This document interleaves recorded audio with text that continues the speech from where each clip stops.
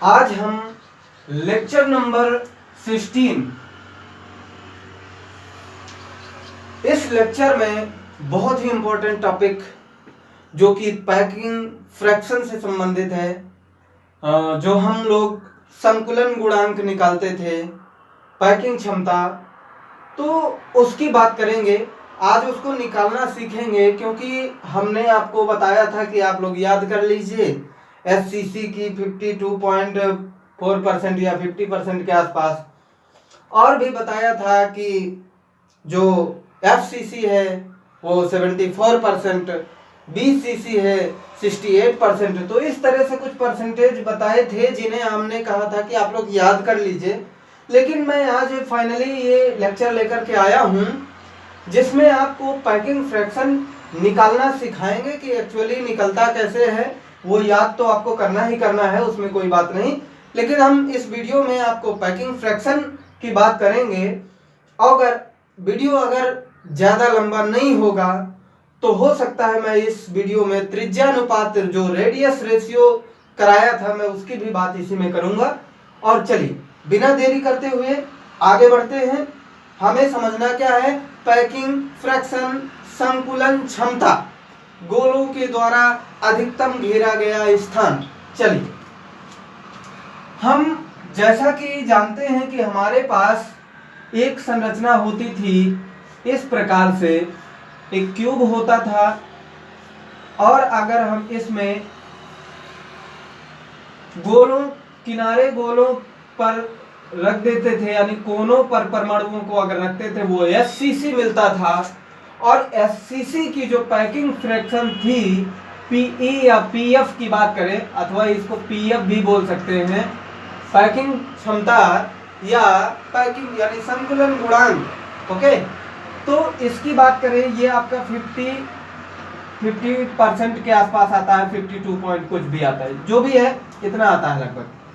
इसके बाद जो अगर सेंटर पर हो जाता था, यानी कि ये क्यूब है जिसको हमने आपको स्पष्ट सिखाया है, क्यूब बनाना तो आप अच्छे से अब जान ही गए हैं। इसके बाद अगर हम सभी कोनों के अतिरिक्त अगर परमाणु एक केंद्र पर होता था, दो फलकों के बीच, दो फलकों के यानी फलक के केंद्र पर नहीं, दो आमने सामने वाले फलकों के बीच, अर्थात पूरे क्यूब के सेंटर पार्ट पर एक क्यूब होता था, इसको हम बीसीसी स्ट्रक्चर बोलते थे। इसकी पैकिंग फ्रैक्शन हमारी निकलती थी 68% के आसपास, जो भी 68.2 या 4 जो भी लगभग।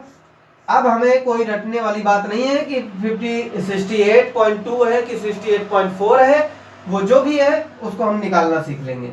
जब निकालना सीख लेंगे तो हमसे अगर कोई प्रकार का सवाल पूछा जाएगा तो हम बता पाएंगे।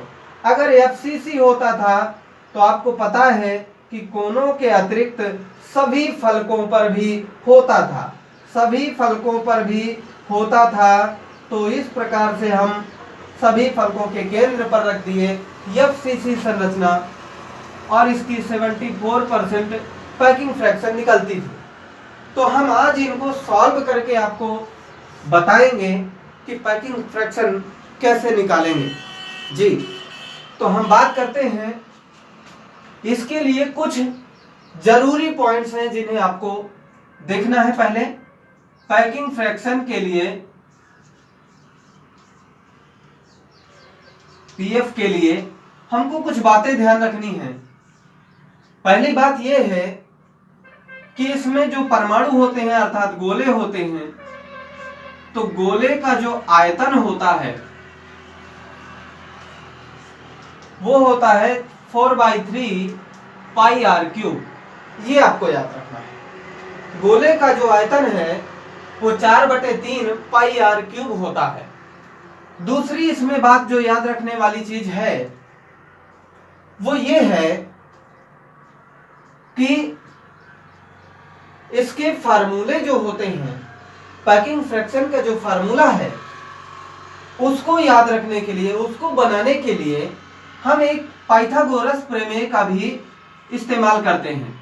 k² बराबर a² प्लस b² या यल स्क्वायर कह सकते हैं, या कह सकते हैं कर्ण का स्क्वायर बराबर लंब का स्क्वायर प्लस आधार का स्क्वायर। चलिए हम लंब यहां लिखे देते हैं इस प्रकार से, कर्ण का स्क्वायर बराबर आधार का स्क्वायर प्लस लंब का स्क्वायर, या आप किसी भी तरीके से इसको बोलते हो, यहां पर लिख सकते हैं ए स्क्वायर प्लस बी स्क्वायर बराबर सी स्क्वायर, जो भी है पाइथागोरस प्रमेय एक त्रिभुज के एक, यहां पर देखिए ये आपका आधार है बेस, और इस प्रकार से ये आपका लंब है और ये आपका कर्ण भुजा है। इसकी भुजा को ज्ञात करने के लिए हमें लंब और आधार के स्क्वायर को करना पड़ता है। इनका दोनों का जो स्क्वायर है, दोनों का अगर योग कर दिया जाए तो के स्क्वायर के बराबर निकल आता है। यहां से हम कर्ण की भुजा निकाल लेंगे, इसलिए हमको इस फार्मूले की बहुत जरूरत है। इसमें जो तीसरी और लास्ट बात है इसमें वो ये है कि पैकिंग क्षमता जो होती है, संकुलन गुणांक जो होता है, उसका हम फार्मूला क्या यूज करेंगे, इसमें कौन सा फार्मूला इस्तेमाल करने वाले हैं। तो जैसा कि आप परसेंटेज, कोई भी आप एग्जाम देते हैं और इसके बाद उसका परसेंटेज निकालते हैं, तो कैसे निकालते हैं, आप जो प्रतिशत निकालते हैं, क्योंकि हमें यहाँ क्या निकालना है, परसेंटेज निकालना है कि कैसा परसेंटेज, कितना परसेंट आ रहा है। तो हम परसेंटेज की बात करें तो आप जनरली आप जानते हो, आपने अपने हाई स्कूल का परसेंटेज निकाल के देखा होगा कुछ छात्रों ने। तो हम बात करते हैं कि हम लोग लिखते हैं कि 500 का 600 का जो भी पूर्णांक होता हो, तो यहाँ पर हमने जितना नंबर प्राप्त किया है और गुणे में 100 कर देते हैं, अब बटे में पूर्णांक की कर देते हैं ना, यानी कि हम इस प्रकार से परसेंटेज निकालते हैं कि हमारा प्राप्तांक कितना है, पूर्णांक कितना है, और गुणे में 100 कर देते हैं। तो हम वही परसेंटेज ही निकालने वाली बात कर रहे हैं। तो जाहिर सी बात है हमें प्राप्तांक और पूर्णांक गुणे 100 करना पड़ेगा। तो हम वही चीज लिखेंगे, प्राप्तांक हमने कितना प्राप्त किया, यानी कि इस स्ट्रक्चर में या इस स्ट्रक्चर में किसी भी की बात करें तो हमारे इस स्ट्रक्चर में एक जो क्यूब है, उसमें आपने ये भी देखा था कि ये क्यूब के ये जो कोने हैं, इसमें जो बॉल्स रखी हुई हैं वो एक दूसरे से सटी हुई होती हैं। इस प्रकार से एक दूसरे से सटी हुई है होती है, लेकिन हम इनको काल्पनिक रेखाओं के माध्यम से हम दूर दूर दिखा देते हैं, लेकिन ये एक्चुअली इस प्रकार से होता है, 4 गोले ऐसे, इसके ऊपर 4 गोले ऐसे। तो इस प्रकार से हमको देखने को मिलता था कि यहाँ पर कुछ वाइड मिलती थी, रिक्ति मिलती थी। अब इस रिक्ति की बात करें तो हमारा रिक्ति कुछ मात्रा में छूट जा रहा है, वही परसेंटेज हमारा कम हो रहा है। अगर ये रिक्ति ना होती तो पूरा क्यूब पूरा ठोस होता, पूरा 100%, लेकिन ये रिक्ति जो छूट रही है वही परसेंटेज कम हो जाता है। अब ये रिक्ति कितनी छूटती है इसकी बात है कर रहे हैं कि परसेंटेज कितना निकलता, हमने पाया कितना। तो हम बात करेंगे कि ये जो गोलों के द्वारा घेरा गया स्थान है, कितना छोड़ा गया, कितना खाली कर दिया इन गोलों ने। तो हम गोलों के द्वारा घेरा गया स्थान निकालेंगे और इस पूरे क्यूब का जो आयतन होगा वो हो जाएगा। क्यूब का आयतन पूरा हो गया, यानी पूर्णांक हो गया। हमारे इस क्यूब में कितना भाग हमारा पूरा है, 100%, तो हम क्यूब का आयतन प्राप्तांक हो गया, वो पूर्णांक हो गया हमारा। और ये जो खाली स्थान है, इसके अलावा जो घेरा गया स्थान है वो हमारा प्राप्त स्थान है। तो हम यहाँ पर बात करने वाले हैं कि गोलों के द्वारा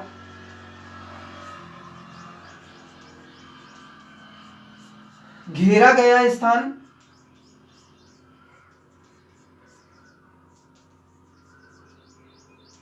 घेरा गया स्थान अब बटे में हो जाएगा यूनिट सेल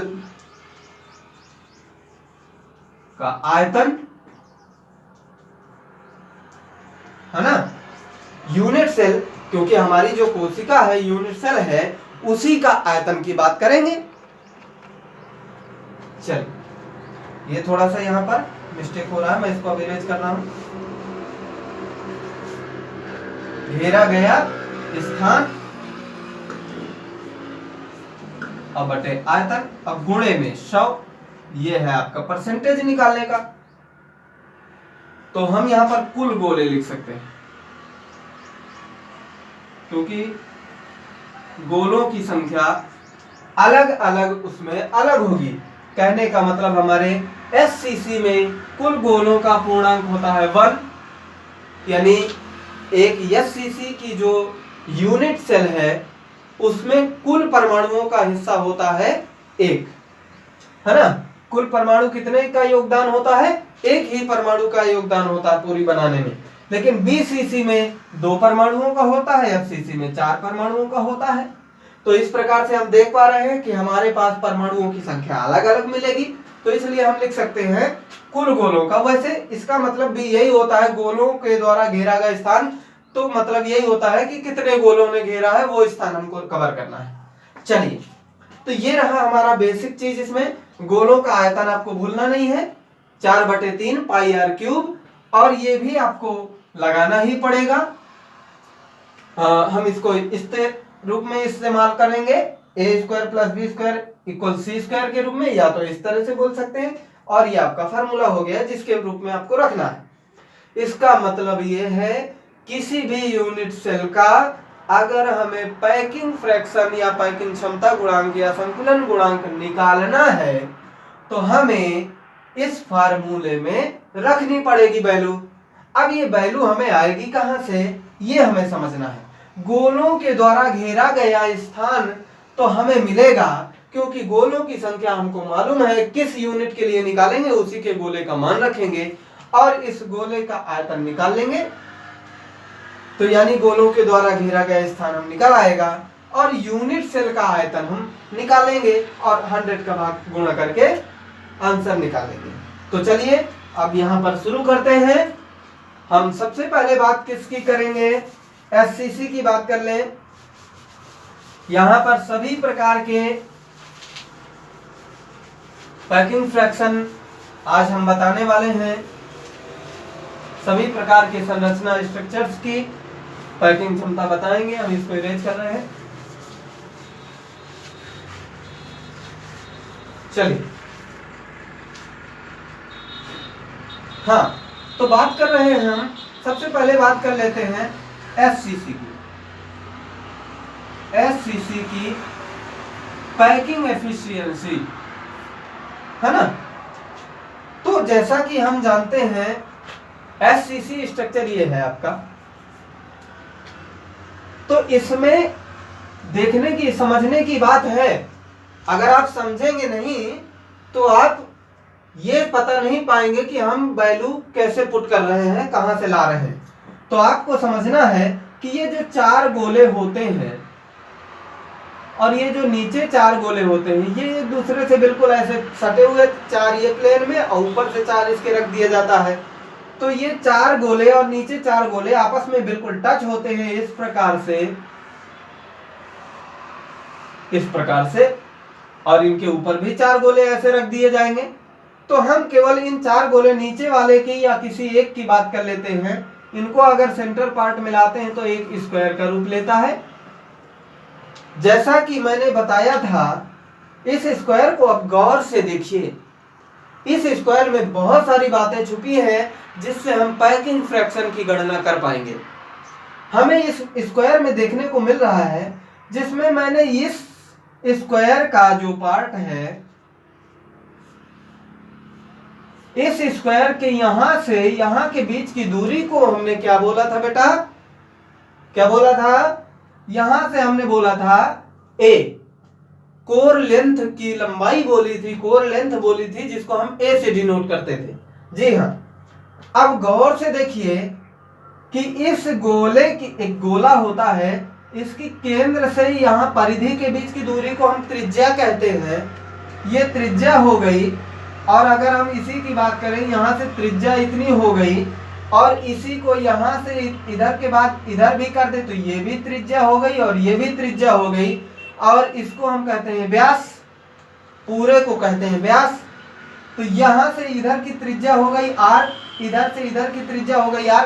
केंद्र से परिधि के बीच की दूरी चाहे आप जिधर पे करें वो r ही त्रिज्या रहने वाली है, घटती बढ़ती नहीं है।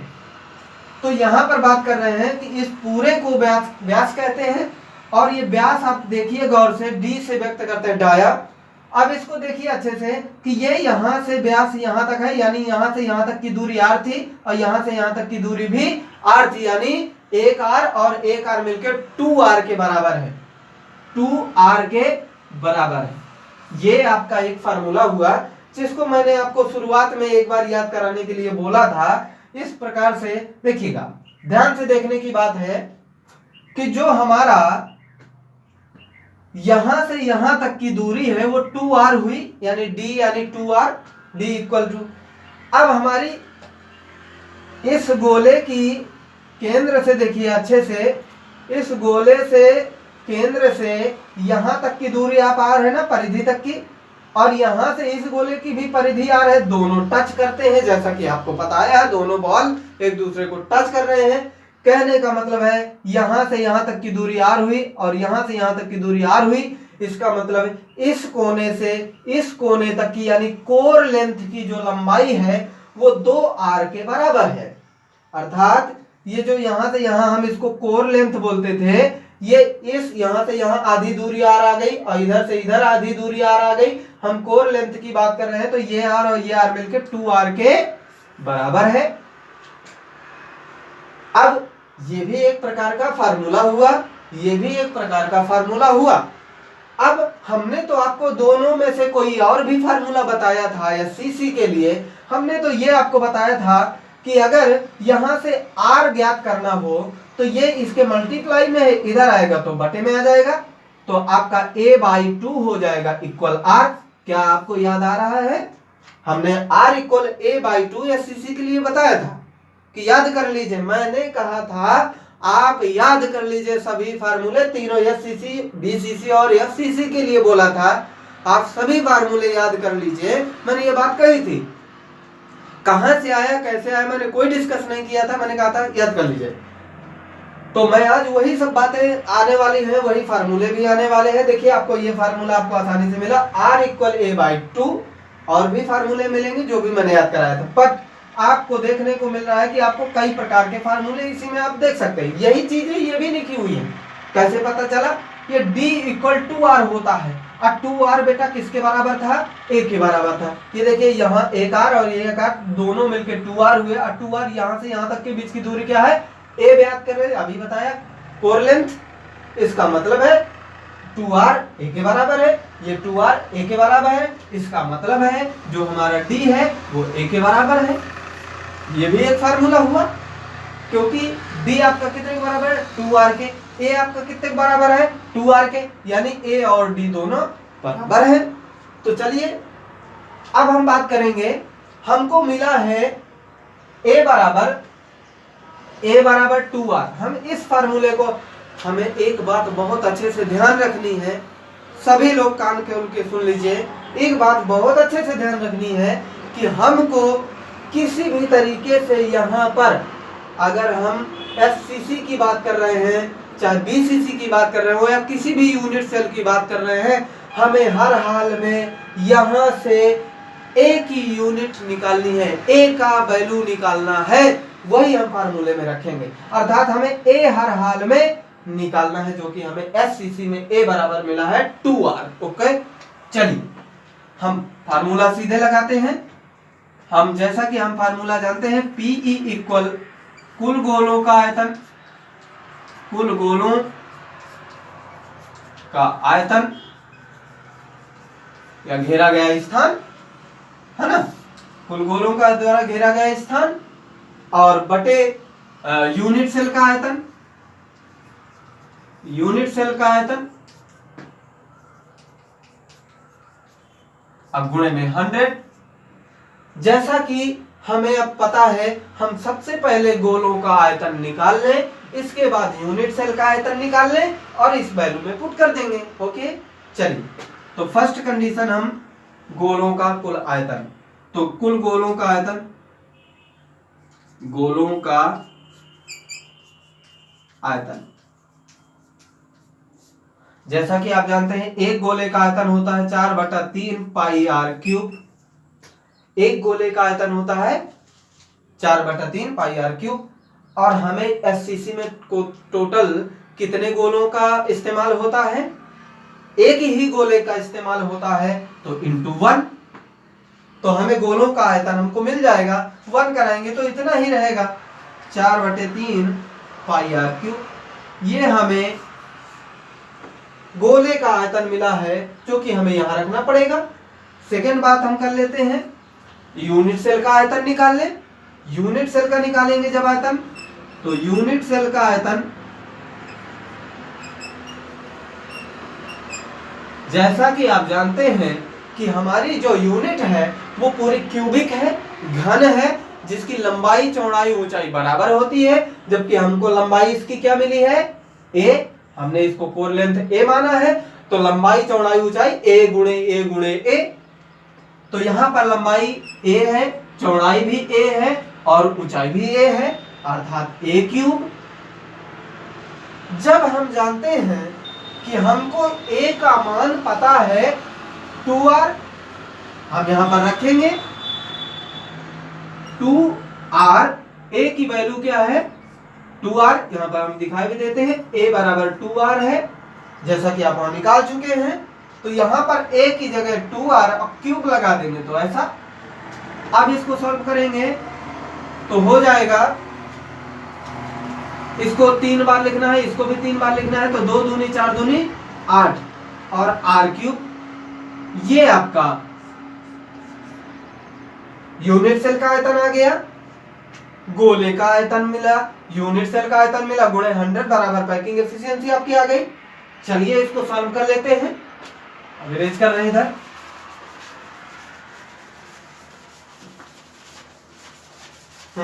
चल,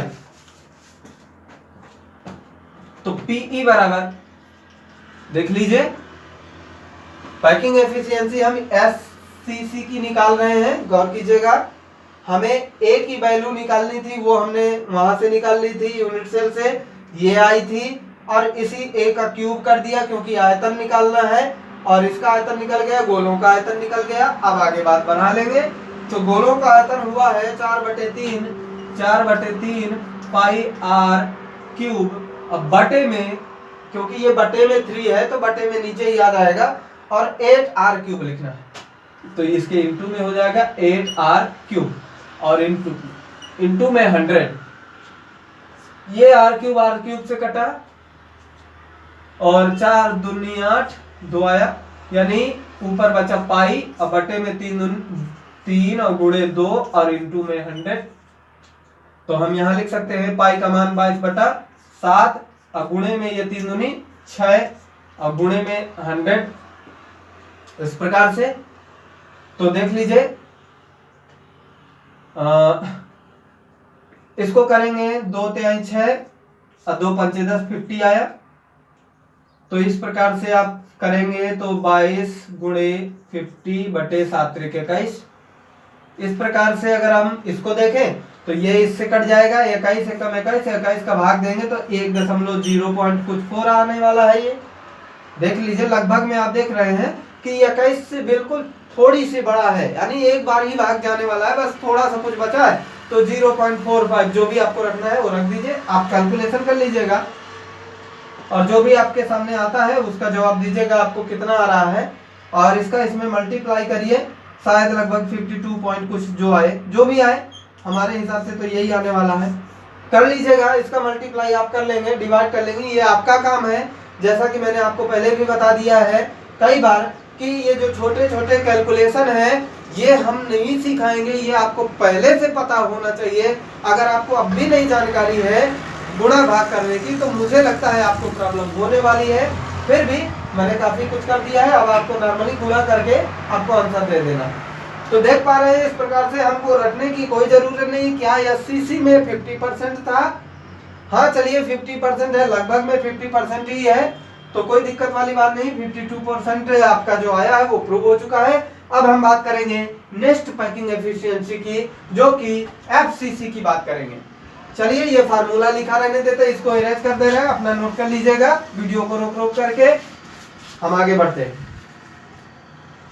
तो कुछ इसी तरीके से अब सेकंड वाले में आपको समझ में आ ही गया होगा कि अब एफसीसी के बाद जो हम एफसीसी की गणना करने वाले हैं, एफसीसी सेकंड नंबर। चलिए अब इसकी देख लेते हैं। एफसीसी की जरा गौर से चित्र देखिए। एफसीसी में फलक पर भी परमाणु होते हैं। हम एक फलक को बना रहे हैं, आप समझिएगा कि फलक का जो केंद्र पर होता है और इसके चारों तरफ परमाणु, इस प्रकार से मैंने सिर्फ एक फलक बनाया है। जैसा कि आप देख पा रहे हैं और आपने महसूस भी किया होगा, आपको मैंने एनिमेशन में भी दिखाया था कि जो फलक केंद्रित होता है, जिन छात्रों ने एनिमेशन वाला नहीं देखा है वो जा करके देख ले। लेक्चर बेस 1 और लेक्चर बेस 2 में आपको देखने को मिलेगा कि जो FCC संरचना है उसके जो फलक हैं, फलक पर जब परमाणु होता है तो फलक के जो फलक पर है और उसके जो चारों तरफ परमाणु होते हैं कोने पर, वो फलक से टच होते हैं पूर्ण रूप से, और फलक से टच होते हैं। इस प्रकार से हम एक पोर्शन दिखा रहे हैं।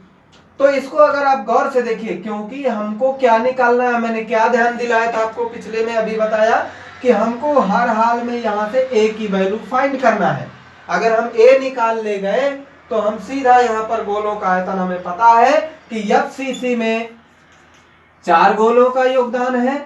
हम बड़े ही आसानी से गोलों का आयतन 4 का गुणा करा देंगे यहां पर। तो ये तो आपको आने वाला है, गोलों का जो आयतन है, ये एक गोले का आयतन होता है गुणे 4 गोले हैं टोटल। इसका आने वाला है आपका, देख लीजिए, मैं इसको पहले 4 चौको 16/3 पाई r³। ये आपका है, ये आपका आयतन मिल चुका है। हमारी समस्या है कि यूनिट सेल का आयतन हम A कैसे पाएंगे, और जब A हमको वहां से मिल जाएगा तो हम क्यूब करा देंगे और हमारा आयतन मिल जाएगा। तो हमें यहां से A फाइंड करना है। तो जरा देखिए गौर से, इस यहां से यहां के बीच की लंबाई हमारी कोर लेंथ होती है A, आपको जनरली बताया जा चुका है। यहां पर और यहां पर देखिए, अब गोलों के बीच में कुछ गैपिंग है। ये त्रिज्या, गोलों की जो त्रिज्या है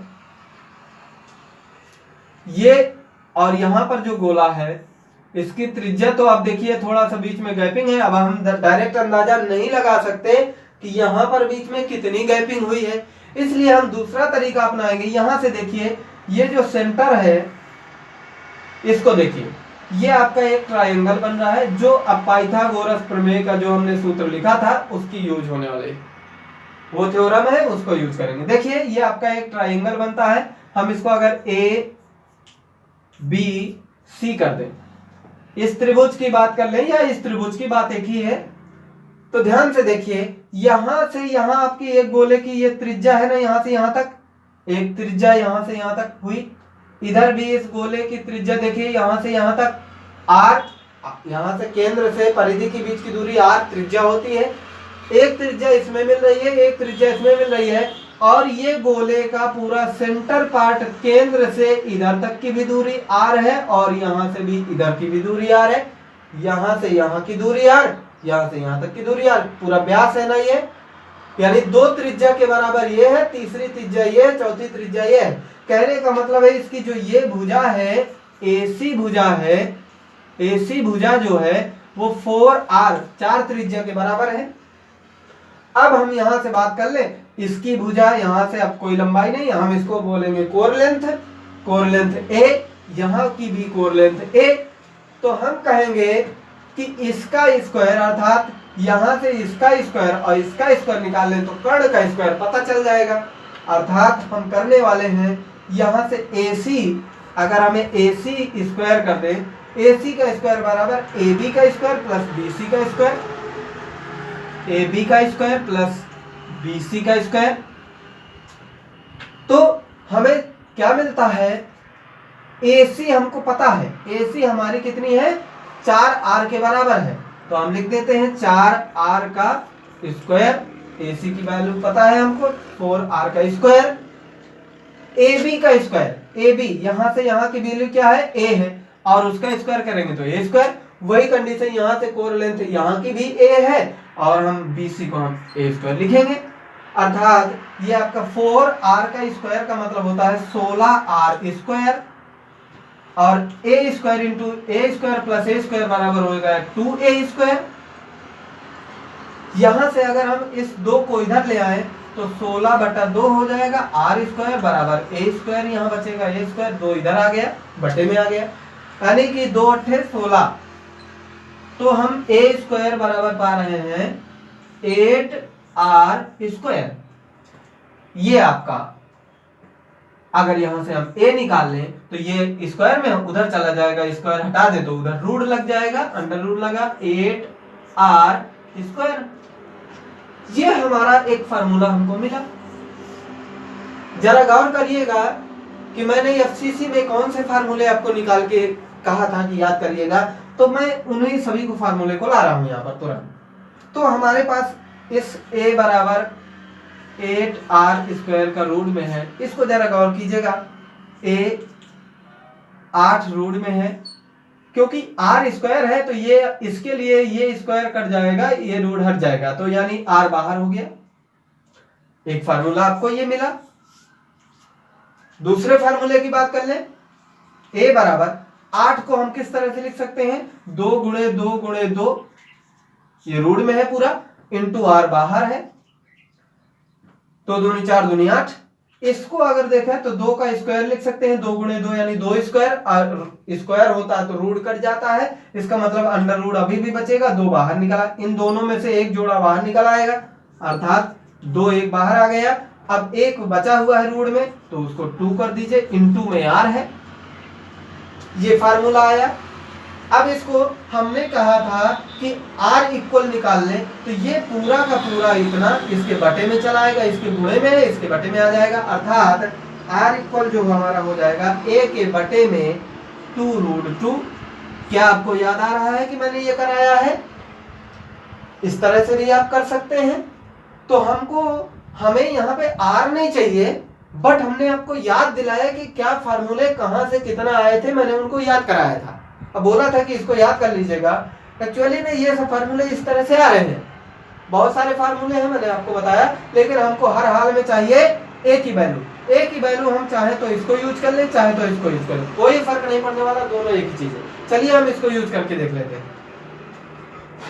तो अब यहाँ पर हमें गोले का आयतन, जैसा कि हमने पहले बताया कि यहाँ पर एफसीसी में 4 गोलों का योगदान होता है, 4/3 पाई r क्यूब एक गोले का आयतन। अब गुणे में 4 गोले हैं तो 4 गोलों का आयतन ये हुआ।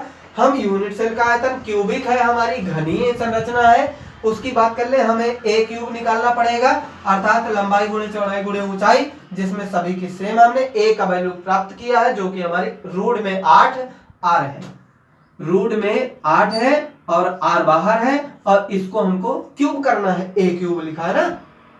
हाँ, तो इसको अगर देखें तो r अंडर रूट 8 को 3 बार लिखना है, 8 अंडर रूट 8 और गुणे में r क्यूब, ये बाहर है तो हमारा r क्यूब हम ऐसे लिख देंगे। देखिए अगर हम इसको लिखना चाहें तो इस प्रकार से भी लिख सकते हैं, लिखने के बहुत सारे तरीके होते हैं, 8 इंटू 8 इंटू r इंटू में r क्यूब, ये भी 3 बार रूट में है, तीनों सभी रूट में है 8 में, कोई दिक्कत नहीं। जोड़े में से एक बाहर हम कर सकते हैं, तो यहाँ पर 8 बाहर आ गया, लेकिन ये रूट अभी भी 8 में बचा रहेगा, और r क्यूब, ये हमारा यूनिट सेल का आयतन आया। अब हम यूनिट सेल का आयतन, पहले ऊपर गोले का आयतन, यूनिट सेल का आयतन, और गुणे में 100 करके ताकि एफिशिएंसी निकाल लेंगे। चलिए आ जाइए, तो समझ में आने लगा होगा बेटा। तो अगर नहीं समझ में आएगा तो आप फिर से एक बार वीडियो को फिर से स्टार्टिंग से, एक बार दो बार देखा जाता है, और फिर से स्टार्टिंग से जब आप दोबारा देखने का प्रयास करेंगे बिल्कुल क्लियर हो जाएगा। तो पीई बराबर यहाँ पर आया है, गोलों का आयतन कितना है, 16/3, अब पाई आर क्यूब, अब गुणे में 100 होता है, बटे में 8 रूट 8 आर क्यूब, यहाँ पर 8 और रूट में 8 है, और इंटू आर क्यूब। ध्यान दीजिए ये आर क्यूब से आर क्यूब कट जाएगा, ये इसके बटे में है तो ये इनके गुणे में आ जाएगा, 16 के बटे में है, ये बटे का मतलब इसके नीचे आ गया, तो पीई बराबर जो हमारा आएगा वो 16/3, और इसी के गुणे में 8 है, और इसी के गुणे में ये रूट 8 है, ये कट चुका है। ऊपर आपका कितना बचा है, पाई बचा है, और 100 भी बचा है। ये तो देखिए 8 दूनी 16, 2 बचा यहाँ, हल कीजिए, 2 गुणे पाई का मान 22/7 रख दें, चलिए यहां रख दिया। अब गुणे में 100 है, नीचे क्या बचा था 3 और गुणे रूट में 8, तो इसमें 3 और गुणे रूट में 8 भी कर देते हैं। हो गया इतना, बटे में 3 लिखा है, बटे में रूट 8 भी लिखा है, और ये जो 7 कहां से आया 22/7 का पाई की वैल्यू थी, 22 बटे में 7 लिखना था तो वो आया। अब यहां से हम देख पा रहे हैं कि अगर देखें इसको तो अब कैलकुलेशन केवल करना बचा है, तो मैं इसको जल्दी से करता हूं। 22 दूनी 44 और 7 त्रिक 21 और रूट में 8 है और गुणे में 100 है। चलिए अगर देखें तो 21 दूनी 42, 21 दूनी 42 अगर हम काट दें तो 2.21 दूनी 42, 42 2 44 है, 2 पॉइंट कुछ मान लेते हैं, 1 2 जो भी है, चलिए 2.2 रख दिया। अब इनटू में 100 है, अब बाई रूट 8 है, चलिए रूट 8 की वैल्यू भी देख लेते हैं क्या होगी। तो 8 2 दूनी 4, 4 आया, 2 आया, इधर 4 आया, 00 बढ़ाएंगे दशमलव लगा के, 00 बढ़ते हैं, वर्गमूल आते हैं कि नहीं बच्चों? हाँ, अपना जो भी है सीख लीजिएगा, जिससे नहीं बनता है तो अपना सीखें। और 4 फिर यहाँ पर 7 या 8 बार जाएगा क्या, 7 बार 8 बार, चलिए 7 बार करके देख लेते हैं। 7 7 49, 49 7 चौक 28, 28 4 32, 8 बार जाएगा, काफी शेष बच रहा है ना, 8 बार। चलिए 2.8 रखा, तो यहां पर 2.2 है, बटे में 2.8 है, इंटू 100 है। यहां से देख पा रहे हैं आपकी इसकी वैल्यू अधिक है, हल करना आपका काम है। मैं यहां पर देखूं तो यहां पर आप देख पाएंगे कि हमने बड़ा बड़ा रखा है, अपने आधार पे आप कैलकुलेशन को अच्छे से करिएगा, तो जो भी आएगा यहाँ से यहाँ के दशमलव हट गए, 2200 बटे 28, अगर इसको डिवाइड करेंगे तो लगभग 74% के आसपास आने वाला है। देख लीजिएगा पैकिंग एफिशिएंसी, इसको अच्छे से यहाँ से आपको सॉल्व करना है तो आपका क्लियरली यही आने वाला है। बड़ा बड़ा आप सॉल्व करेंगे तो हो सकता है 73 आए या 75 भी आ सकता है, इतना परसेंटेज के आसपास आएंगे आपके। अगर क्लियर करना है तो आपका सही आंसर भी आएगा। चलिए अब बात कर लेते हैं बीसीसी की, जो कि काफी टफ है, मैं इसलिए इसको बाद में ले रहा हूं, बीसीसी को हम बाद में देखेंगे। तो चलिए इतना तो हमारा ये यूज होने वाला है हर बार।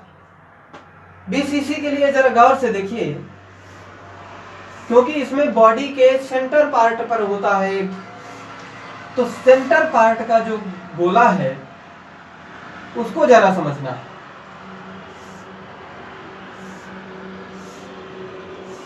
तो ये हमने जैसा कि हमने बनाया, ये आपकी एक यूनिट बना दी, ये 8 परमाणु है। गौर से देखिएगा कि जो हमारा केंद्र पर परमाणु होता है तो बाहर के गोले आपस में टच नहीं करते हैं, लेकिन जो केंद्र का होता है वो सभी में टच करते हैं। ये एक साइड के, ये बीच का केंद्र है और उसके उस साइड 4 गोले रखे हैं और इस साइड भी 4 गोले रखे जाएंगे, जिसमें आप गौर करेंगे कि यहां पर जो हमारी कोर लेंथ है, यहां पर हम गणना नहीं कर पाएंगे कैलकुलेशन, हमको त्रिज्या यहां तक मिल रही है, ये त्रिज्या, लेकिन यहाँ के बीच की कितनी गैपिंग है ये हम नहीं बता पाएंगे, इसलिए हम कोई दूसरे तरीके से अपनाएंगे इसको। और जैसा कि आप देख रहे हैं ये केंद्र से टच हो रहा है, तो ये आपको 4r के बराबर फिर से मिलने वाला है। r त्रिज्या यहाँ तक की, ये r और r दूना हो गया व्यास, और ये r यानी 4 त्रिज्या। यहाँ पर ये जो आपकी भुजा है, इस भुजा की हमारी 4r मिली है, लंबाई आपको 4r के बराबर है। हमें ध्यान से देखना है कि हमें इस a की वैल्यू हमें निकालना है। या हम कोर लेंथ की बात कर रहे हैं तो हमें कोर लेंथ चाहिए। जनरली इसको बहुत ध्यान से देखना है। तो इसके लिए हम कुछ इस तरह से करने वाले हैं कि इसका ये जो ऊपर का केंद्र बिंदु है, नीचे के इस पार्ट से पीछे का कोना आगे के इस कोने से अगर हम इसको मिलाएं तो ये एक प्रकार का, ध्यान से देखिए और इस त्रिभुज में देखिए, ये आपका ऐसे, क्योंकि हमें यहां की वैल्यू पता है, यहां की वैल्यू नहीं पता है। इस फिगर में काफी कठिनाई है, इसको सावधानी से अगर आप समझेंगे तभी आपको क्लियर हो पाएगा कि हम कैसे कर रहे हैं। चलिए मैं भी प्रयास करूंगा आपके लिए कि क्लियर हो आपको। ध्यान से देखिए, ये आपका ए है कोर लेंथ, ये भी आपकी कोर लेंथ ए है, ये भी आपकी कोर लेंथ ए है। लेकिन क्या आपको ये पता है? नहीं पता, लेकिन इसको हम निकाल लेंगे। क्यों निकाल लेंगे? क्योंकि हमें मालूम है कि यहाँ से ए हम कोर लेंथ को मानते हैं, लेकिन हमें यहाँ की लंबाई एक्चुअली में जो लंबाई है वो चाहिए, और उसके लिए हमको ये बीच में गैपिंग है, इसको समस्या ला रही है, जिसकी वैल्यू हमें यहाँ वाली पता है 4r के बराबर। ये वाली यहाँ से पता है कि ये 4r है। तो उससे पहले हमें देखिए, ये हमें पता है a के बराबर है, a हम मान लेंगे, ये हमको पता ही है। अगर इसकी वैल्यू पता चल जाए तो हम a निकाल लेंगे, क्योंकि ये पता है और ये इसकी वैल्यू भी पता चल जाए तो ये आपका एक ट्राइंगल बन रहा है ना, ये इतना। हम इनके नाम भी दे दें, आगे वाले फलक को दे देते हैं। चलिए a b c d, ये आगे वाले का तो हो गया, और e f g h। तो हमें देखना है कि हमारा जो त्रिभुज है, हमें B C H B C, ये आपका एक जो त्रिभुज है, इसमें इसकी लंबाई पता है, इसकी भी पता है, इसकी पता चल जाए, HC की पता चल जाए, तो HC की कैसे पता चलेगी? देखिए, ये C से G तक की कोर लेंथ है और G से H तक की भी कोर लेंथ है, तो हम CH को निकाल लेंगे। तो CH को सबसे पहला हमारा पॉइंट होगा, CH को फाइंड कर लें। तो हमारा वही पाइथागोरस प्रमेय, a square plus b square बराबर इसकी वैल्यू है ना। हम इसको अगर CH माने हैं तो इसका जो स्क्वायर है, CH का जो स्क्वायर होगा वो इसके स्क्वायर और इसके स्क्वायर, ये आपका स्क्वायर यानी a का स्क्वायर, ये भी a स्क्वायर, तो a square plus a square, कहने का मतलब जो CH है हमारा निकला है, CH का जो स्क्वायर है वो हमारा निकला है 2a स्क्वायर। यहाँ की जो स्क्वायर की वैल्यू है वो हमारा 2a स्क्वायर निकला। चलिए, हम वही चाहते थे कि हमारी ये वैल्यू आपको पता है, HB की पता है, ये आपका a स्क्वायर मान लेंगे, a मानेंगे, और इसकी वैल्यू हमने अभी अभी फाइंड की है, जो कि हमको ये रखना पड़ेगा, उसके बदले में इतना रखना पड़ेगा। चलिए शुरू कर देते हैं दूसरे त्रिभुज की, क्योंकि हमें इसकी मालूम है, हमें ये फाइंड हो जाएगा। तो चलिए देखते हैं, इसकी वैल्यू पूरी कितनी है बेटा? 4r। तो इसका स्क्वायर बराबर हो जाएगा इसका स्क्वायर और प्लस इसका स्क्वायर। ये वैल्यू पता ही है, इस त्रिभुज का वैल्यू पता है, इस लाइन की वैल्यू पता हो गई है, ये आई है, इसकी वैल्यू हम इसको a स्क्वायर मानेंगे, इसको b स्क्वायर मानेंगे, ये कर्ण आपको पता चल जाएगा। तो यहाँ पर a स्क्वायर मान लिया और प्लस b स्क्वायर, अर्थात यहाँ की जो वैल्यू है वो कितनी आई है? ये आई है, ये लिखा हुआ है 2a स्क्वायर। तो 2a स्क्वायर, इसको सॉल्व करेंगे तो 4 चौको 16r स्क्वायर बराबर, यहां से देखें a स्क्वायर और 2a स्क्वायर मिलके हो जाएंगे 3a स्क्वायर, ये आपको मिला। यहां से हम a स्क्वायर बताएं, a स्क्वायर बराबर, तो a स्क्वायर, ये 3 इसके बटे में आ जाएगा, तो 16/3 r स्क्वायर। यहां से हम a को फाइंड करें, a करेंगे तो 16/3 में रूट चढ़ जाएगा, 16/3 में रूट आ गया, और साथ में r को स्क्वायर में भी रूट आएगा, तो हम एक बाहर आ जाएगा, तो ये हो गया। a की वैल्यू ये आ गई, इरेज कर रहे हैं हम इसको।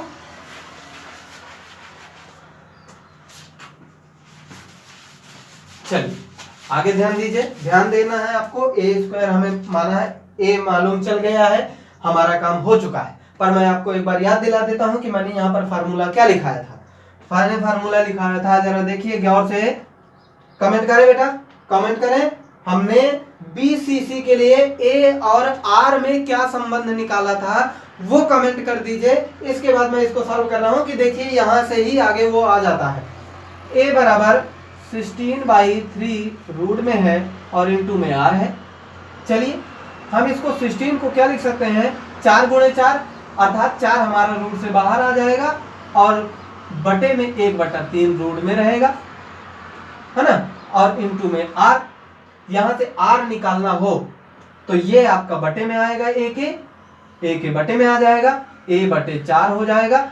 ये √3 1/3 है ना, ये इसके ऊपर जाएगा, जब रूट में 3 बटे में है उधर जाएगा तो आपका ऊपर पहुंच जाएगा, इक्वल टू आर, अर्थात आर इक्वल ए √3/4। यही तो आया था, यही तो किया था। हाँ चलिए, हमें इसकी जरूरत नहीं है फिलहाल, हमें इसकी जरूरत है जो कि हमको मिल चुका है। और हमने 4 गोल बीसीसी का है निकाल रहे हैं बेटा, तो बीसीसी का निकाल रहे हैं तो जरा देख लीजिए, बीसीसी में कुल 2 गोलों का योगदान होता है। तो यहाँ पर 4 दूनी 8/3 पाई आर क्यूब, ये आपका हो गया। ए क्यूब को लिखना है, अर्थात ए क्यूब है ये हमारा, ए गुणे ए क्यूब, यानी जो आयतन होता है यूनिट सेल का। हमारा ए की वैल्यू क्या है, 16/3 रूट में है, इंटू आर है।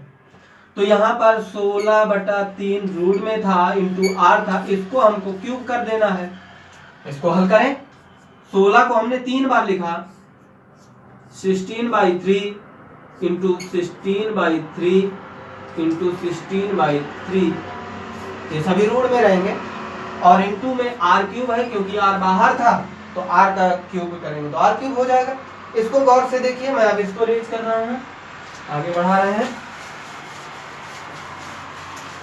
ध्यान से समझेंगे तो पैकिंग एफिशिएंसी सभी छात्र निकाल पाएंगे, नहीं तो थोड़ा सा टफ तो है, लेकिन ये फार्मूला बहुत सिंपल है। जैसा भी आपको न्यूमेरिकल आएंगे वो बहुत सिंपल रहेंगे। हाँ इसको देखें, यहां से 2 जोड़ों में से एक जोड़ा तो बाहर आ जाता है, रूट का है अगर तो हमारा 16/3 एक बाहर आ गया। यूनिट सेल का आयतन है निकाल रहे हैं अभी, एक तो आपका अभी भी अंदर है, और इंटू आर क्यूब। चलिए अब फार्मूले में रख देते हैं, क्योंकि हमें दोनों ज्ञात हो गए, ये भी ज्ञात हो गया, वो भी ज्ञात हो गया। तो हम लेते हैं अब पीई बराबर कुल गोलों का आयतन 8/3 8/3 पाई आर क्यूब, अब बटे में 16/3 फिर है 16/3 रूट में, और आर क्यूब है 100 मल्टीप्लाई में, आर क्यूब से आर क्यूब कट जाएगा। देखिए ये भी बटे में है और ये बटे के नीचे बटे में है, ये 3 से 3 कट जाएंगे। यहां पर आया 8 पाई और इंटू में 100 ऊपर ही है, 100 हमेशा ऊपर है, मल्टीप्लाई हुआ करता है। यहाँ बचा 16 और फिर रूट 16/3 ये बचा, 8 दूनी 16, ये भी कट गया, 2 आया, तो यहाँ हो जाएगा पाई इंटू 100/2 रूट 16/3। जरा इसको देख लीजिए, 2 से कट जाएगा 50 बार में, तो यह आपका 50 पाई/16/3। तो इसको सॉल्व करें अगर, हम देखते हैं कि रख दें 16/√3 का वैल्यू क्या होगी, जरा देख लेते हैं। 16/3 रूट की वैल्यू क्या होगी, तो यहाँ से 4 और 4 को 16, यहाँ से 4 बाहर आ जाएगा, 1/√3 हो जाएगा। चाहे ऐसे कर सकते हैं, या तो फिर सीधे भाग दे दें, 3 × 5 = 15, 5 दशमलव कुछ मान लें, 3 × 3 = 9, 5.3 का रूट में, अर्थात 2.3 कुछ आ जाएगा, 2 दूनी 4, यही आएगा, 2 दूनी 4 दशमलव में, हाँ ठीक है, ये आपकी वैल्यू आई। तो यहाँ पर इसकी वैल्यू हमको मिल चुकी है, तो 50 इंटू पाई की वैल्यू 22/7, अब गुणे में 2.3, देखिए 7 त्रिक 21, 3.1 मान लेते हैं, और 21 1 22 7 1 7 सही 3.1। फिर यहाँ पर 50 का मल्टीप्लाई 31, ये दशमलव से दशमलव कट जाएंगे, तो 50 इंटू 31/23, भाग दे जरा, गुणा करें, 5 एकम 5 और 5 दिया 15 है ना, ये 155, अब बटे में 23, जरा भाग दो यहाँ पर, तो पीई हमारा जो निकल के आ रहा है वो 155/23, 23 का भाग 23 एकम 23, अरे तब तो बड़ा मुश्किल पड़ेगा भाग देने में, गुणा करने में ना, 23 का पहाड़ा तो हमको आता नहीं, तो 1 5 5 भागे जरा 23 देते हैं, 23 दूनी 40, 23 तिरक 69, 23 चौक 92, 23 25 15, 23 छक्का गया, है ना। चलो 6 बार, नहीं पता चले तो 2 छंगा 2 छंग 12, 2 सत्ते 14, 7 बार जाएगा या तो 6 बार जाएगा, ये पता चल रहा है। चलिए 6 बार देख लेते हैं, 6 त्रिक 18 की 8, और 6 त्रिक 18, और 6 दूनी 12, अब 12 1 13, 5 15 में 8 गए 7, और यहां से बचा 1, गड़बड़ा रहा है क्या कुछ, कहाँ गड़बड़ हुआ, ये 6 6 बार में ही भाग हो रहा है, का गलत है का, गुणा कहीं, 50 22/7, 7 त्रिक 21, 3.1, इसका हटा, तो ये सही तो है 50, अच्छा हाँ, यहाँ पर 1 0 अभी यहाँ आने वाला है, गुणा करते हैं यहाँ पर, तो 1 0 आएगा अगर, तो ये इस प्रकार से लगेगा, जब ये इस प्रकार से लगेगा यहाँ 0 रहेगा और 1 0 ऐसे आएगा, तो इस प्रकार से भाग देंगे तो ये 8 बार के आसपास जाएगा, और जो भी आए यहाँ पे भाग दे लीजिएगा, तो 68% आपका आंसर हो जाएगा। ओके, ये था आपका पैकिंग फ्रैक्शन, जो कि आपका काफी कैलकुलेशन बहुत है, छोटा सा है कैलकुलेशन, लेकिन काफी कुछ आपको देखने को मिला यहाँ से। पैकिंग फ्रैक्शन आपको रखने की भी जरूरत नहीं है, आपका आ सकता है। तो मैं एक बार आपको फिर से देख देता हूं, हमें गोले का आयतन की जरूरत पड़ती है, गोले का आयतन होता है 4/3 पाई r क्यूब। हमें किस संरचना का निकालना है, तो हमें उसकी गोलों की संख्या पता होती है, SCC में 1, BCC में 2 और FCC में 4, उसी के आधार पर उसका गुणा करा देना है, गोलों का आयतन पता चल जाएगा। यूनिट सेल का आयतन हम इस तरीके से ज्ञात करेंगे, और याद करने के बाद इसको फार्मूले में रख देना है, कैलकुलेशन करके आपको आंसर आ जाना है। तो ये था आपका एक टॉपिक जो पैकिंग फ्रैक्शन था, जो मैंने आपको डिस्कस किया, और मैं उम्मीद करता हूं कि काफी कुछ समझ में आया होगा। चलिए एक और बात कर लेते हैं, मुझे लगता है कि काफी वीडियो लंबा हो रहा है, लेकिन फिर भी अभी ये बात भी कंप्लीट कर लेते हैं, थोड़ी सी और है। तो हमने जैसा कि देखा पैकिंग फ्रैक्शन निकाला, तो हमें बहुत सारी जानकारी भी मिलती है। जब हम पैकिंग फ्रैक्शन अगर ज्ञात कर लेते हैं, तो हमें यूनिट सेल की संरचना पता चल जाती है कि कैसी है ना। अब बात करेंगे हम त्रिज्यानुपात की, रेडियस रेशियो त्रिज्यानुपात।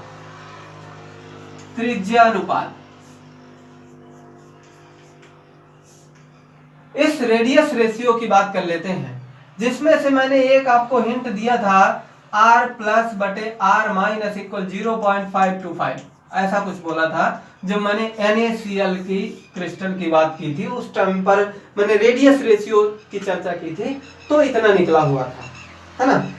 तो अब बात करते हैं, तो इसके लिए आपको कुछ बातें जाननी है। पहली बात तो यह है कि त्रिज्यानुपात होता क्या है। जैसा कि हम लिखे हैं R+/R-, यही तो त्रिज्या रेशियो है। तो हम इसकी परिभाषा को बोलने वाले हैं कि किसी क्रिस्टल में उसके धनायन तथा ऋण आयन की त्रिज्या का अनुपात रेडियस रेशियो कहलाता है। जी, किसी क्रिस्टल में उसके धन आयन तथा ऋण आयन की त्रिज्या का अनुपात रेडियस रेशियो त्रिज्यानुपात कहलाता है। यहाँ पर आपको जनरली ये मिलने वाला है कि धनायन ऊपर रहेगा, ऋण आयन नीचे रहेगा। उसका रीजन ये है कि धनायन जो होता है उसका आकार छोटा होता है ऋण आयन की तुलना में। आपको बताया भी गया है, मैंने आपको पढ़ाया है कि जो R+ है ये तब बनता है कि जब कोई परमाणु इलेक्ट्रॉन का परित्याग कर देता है, यानी प्लस जब होता है तो इसकी आकृति और छोटी हो जाती है, और अगर इलेक्ट्रॉन ले लेगा तो आकृति और बड़ी होगी। जैसे क्लोरीन था 287 थे, अगर हम क्लोरीन को 1 इलेक्ट्रॉन दिला दे तो इसका आकार बढ़ जाता था, क्योंकि अंतिम कक्षा में इलेक्ट्रॉन बढ़ जाते थे तो आकार बड़ा हो जाता है। जनरली हम देखते हैं कि जो रेडियस है वो ऋण आयन की बड़ी होती है। जब रेडियस ऋण आयन की बड़ी है तो हमारा जो अनुपात होगा R+/R-, वो आपको देखने को मिलेगा। जब ये बड़ा है मान और ये छोटा है तो आपको दशमलव में मिलने वाला है। तो चलिए, दशमलव में आपको दिखाया भी था, ये मिला था। तो हम सबसे पहली बात, कुछ चीजें हैं जो आपको अभी के अभी तुरंत याद कर लेना, फटाफट काम। एक संख्या है, मैं बोल रहा हूं, बहुत ही आसानी से उसको आपको याद कर लेना बेटा। 155, बोलो 155, 225, बोलते जाओ 225, 314 बोलो, 732, 1000। ये 5 संख्याएं हैं, फटाफट याद करो। 155, 225, 314, 732, 1000। याद करें, हुआ? याद हो गया? 155, 225, 314, 732, 1000। साथ में और भी नंबर याद कर ले, 3 4 6 8, 3 4 6 8, ये भी काम में आने वाला है। 3 4 6 8। चलिए मैं बात कर लेता हूँ सीधे, काफी वीडियो काफी लंबा हो रहा है, मैं आपको समझते चलना। चलिए, हमने रेडियस रेशियो बताया, पता चला आपको धनायन और ऋण आयन की त्रिज्या का अनुपात होता है रेडियस रेशियो। तो हम किसी भी क्रिस्टल में अगर हमें रेडियस रेशियो पता चल जाता है तो हम उसकी कोऑर्डिनेशन नंबर बता सकते हैं। बहुत अच्छी बात है कि हमको अगर रेडियस रेशियो पता चल जाता है तो हम उसकी कोऑर्डिनेशन नंबर ज्ञात कर सकते हैं, यानी पता चल जाएगा। और अगर कोऑर्डिनेशन नंबर किसी का पता चल जाएगा तो हमें क्रिस्टल संरचना पता चल जाएगी, यूनिट की संरचना पता चलेगी। तो चलिए देखते हैं क्या करना है हमको। इस नंबर को जरा गौर कीजिए, और 3 अंक बाद दशमलव लगाना है। यहाँ पर दशमलव लगा दिया तो 3 अंक बाद है, दशमलव के बाद 3 अंक होना चाहिए। तो यहाँ भी दशमलव के बाद 3 अंक, दशमलव के बाद 3 अंक, दशमलव के बाद 3 अंक। ओके, यहाँ पे देखिए 3 अंक ही हमें करना है। अगर तो हमें यहाँ पे लगाना पड़ेगा दशमलव, की नहीं लगाना पड़ेगा? जब यहाँ पे लगाए तो इसकी वैल्यू क्या होगी? 1। तो चलिए अब इसको यहाँ पर हम कुछ करने वाले हैं। आप देखिए 0.155 से 0.225 तक पहली है, यहाँ से यहाँ तक, फिर यहाँ से यहाँ तक, फिर यहाँ से यहाँ तक, फिर यहाँ से यहाँ तक, ऐसे हमको करना है। 155 से 225, अब 0.225 से 314, 0.314, अब 314 से 0.314 से 732, 0.732, और 0.732 से 1 है ना, 1 तक है। तो ये आपका एक टेबल बनाना है। ये रेडियस रेशियो है, मैं इसको इरेज कर रहा हूं, आपको नंबर याद हो गया होगा। चलिए, तो ये आपका एक रेडियस रेशियो, ये रेडियस रेशियो हुआ, और ये उसकी कोऑर्डिनेशन नंबर हो गई।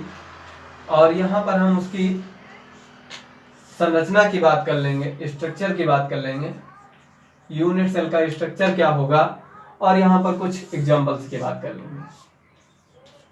चलिए यहाँ पर देखिए, अगर यहाँ से यहाँ के बीच की है, वही नंबर आपको याद कर लेना है, 3 4 6 8 जो रखा है क्रम से रख दीजिए। ये आपको बहुत अच्छे से आपको रखना आ गया होगा। 155, 225, 314, 732, जैसे ही रखेंगे इसके रेशियो को आप इस तरीके से जब बना के रखेंगे तो हमको 4 लाइनें मिल रही हैं, चारों में रख देना है इसको। अब यहाँ पर देख लीजिए बड़ा ही आसानी से 3 अगर हमें कोऑर्डिनेशन नंबर 3 है, इसका मतलब है बेटा कि परमाणु